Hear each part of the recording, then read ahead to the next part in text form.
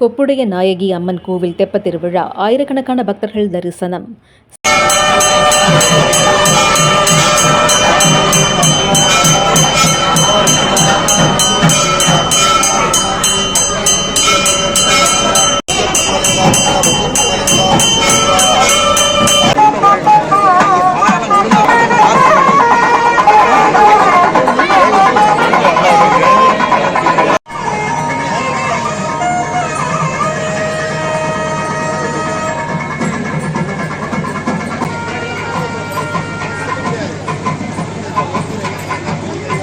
சிவகங்கை மாவட்டம் காரைக்குடி நகரின் காவல் தெய்வமான கொப்புடைய நாயகி அம்மன் கோவில் செவ்வாய் பெருந்திருவிழா 10 நாட்கள் கொண்டாடப்படுகிறது.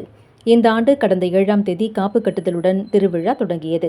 விழா நாட்களில் அம்பாள் பல்வேறு வாகனங்களில் எழுந்தருளி திருவீதி உலா வந்தார்.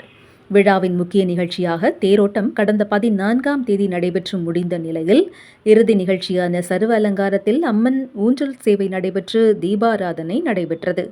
தொடர்ந்து பக்தர்கள் வெள்ளத்தில் கோவில் அருகில் உள்ள தெப்பக்குளத்தில் அலங்கரிக்கப்பட்ட பூந்தேரில் அம்மன் எழுந்தருளி அருள் பாலித்தார். 4 திசைகளிலும் வலம் வந்து தெப்பக்குளத்தை சுற்றி அமர்ந்திருந்த ஏராளமான பக்தர்களுக்கு கொப்புடைய நாயகி அம்மன் காட்சி தந்து அருள் பாலித்தார். காரைக்குடி மற்றும் சுற்றுப்புற பகுதிகளில் இருந்து வருகை தந்த ஏராளமான பக்தர்கள் அம்மனை தரிசனம் செய்தனர்.